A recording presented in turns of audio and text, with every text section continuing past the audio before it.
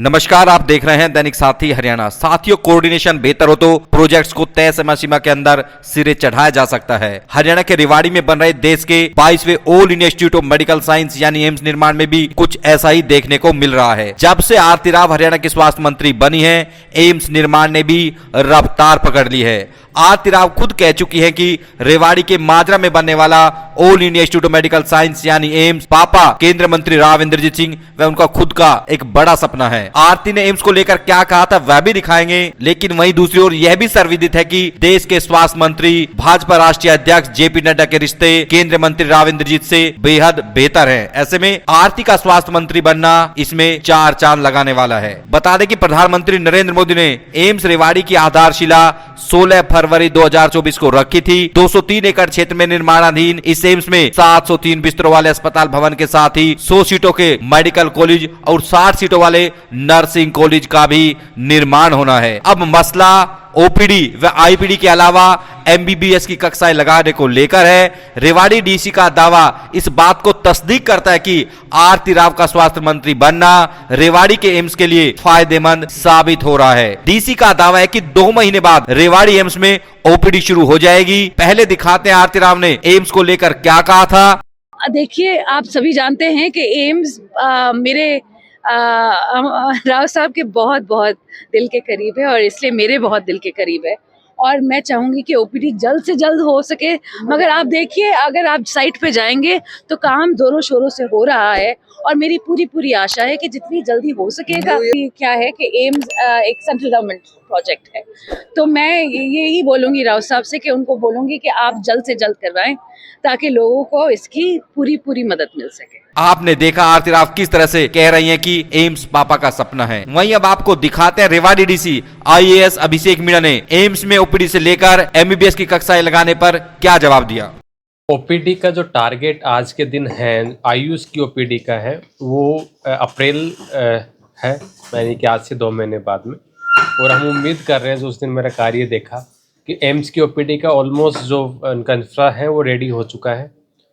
उनके बाद में एक रोड उन्होंने जो एक्सेस था वो भी बनाना शुरू कर दिया है और एक उनका शेल्टर होम है, क्योंकि 2 चीज़ें ओपीडी में चाहिए होती हैं। शेल्टर होम जहाँ पर अगर मान लो कोई रात्रि में कोई आ जाए वो रुकना चाहे, फिर दिन में आके थोड़ी देर रुकना चाहे।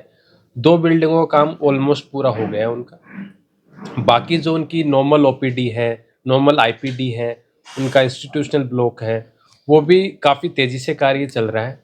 कुछ उनकी समस्याएं थी, उन्होंने प्रशासन को बताई है, जैसे पोल शिफ्टिंग की थी, उन पे हमने काम शुरू कर दिया है।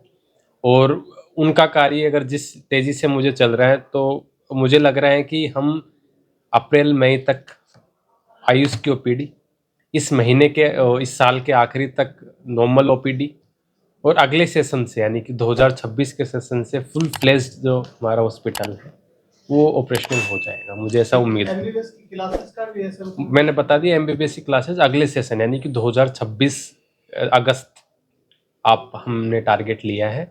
आज के दिन जो टारगेट इमीडिएट टारगेट है वो अप्रैल 2025 में ओपीडी आयुष वाली, not normal OPD, Ayush OPD, वो उस पे भी डीपीआर बन गई है, क्योंकि 2 एक्सेस रहेंगे एम्स के। एक तो नॉर्मल जो आपका अंडरपास से है वो तो सुचारू है ही, एक दूसरा क्योंकि वहाँ पर आवक काफ़ी रहने वाली है, भीड़ काफ़ी रहने वाली है, काफ़ी सारे गाड़ियाँ आएगी, तो अंडरपास में कई बार भीड़ हो जाती है, कई बार पानी भर जाता है, कई तरह की समस्याएं अंडरपास में आ जाती हैं। तो एक एक्सक्लूसिवली जो सिर्फ मेन रोड हाईवे से सिर्फ एम्स को जाएगा, इस तरह का एक ओवर ब्रिज जो बनाने का, रेलवे ओवर ब्रिज, उसका ज़मीन आइडेंटिफाई हो गई है। पीडब्ल्यूडी ने प्रोजेक्ट भी बना दिया है, उसको जल्दी हम एग्जीक्यूट करें। सर, इस मामले पे कुंड में संघर्ष समिति है, उसकी बैठक होने वाली है 2 फरवरी को। तो क्या प्रशासन उनसे बात करेगा, कैसे उनको मनाने का प्रयास किया जाएगा, क्या रणनीति रहेगी? दूसरा जो विषय है, जो जिन पे लिए कुंड के लोग मीटिंग करेंगे, उनका है कि उनको एचसीओज मिलने थे, कुछ ज़मीन मिलनी थी। सोसाइटी के नाम ज़मीन हो गई है, लेकिन कुछ बंटवारे का मुद्दा है कि जो पंचायत की ज़मीन और उनकी ज़मीन है वो एक ही खेवट है सेम। तो जब तक कि वो पार्टीशन ना हो जाए तब तक हम उनकी जो दुकानें हैं उनका नक्शा वगैरह बना के उनको दे नहीं पाएंगे। तो उसके लिए हमने काफ़ी प्रयास किए हैं और उसमें तहसीलदार के कोर्ट में उनका पार्टीशन का केस भी चल रहा है। तकसीम जल्दी ही हो जाएगी, मैंने तहसीलदार को बोल भी दिया है। तो एक बार तकसीम हो जाती हैं तो उनकी ज़मीन जो सोसाइटी की है उनकी ज़मीन पूरी है। उसके बाद में प्लॉटिंग भी हम खुद करेंगे, मतलब उसमें प्लॉटिंग की जो नक्शा बनाना है वो भी हम बना के देंगे। उसमें जब प्लॉटिंग हमारी बन जाएगी तो हमें क्लियरिटी रहेगी कि यहाँ यहाँ हमें रोड चाहिए। प्लॉटिंग के बाद ही रोड का स्पष्ट हो पाता है, तो उसके लिए भी डिपार्टमेंट सारे तैयार है। लेकिन पहला जो स्टेज है वो यही है कि हम उनकी ज़मीन को बिल्कुल सेग्रीगेट कर पाए बाकी जगह से।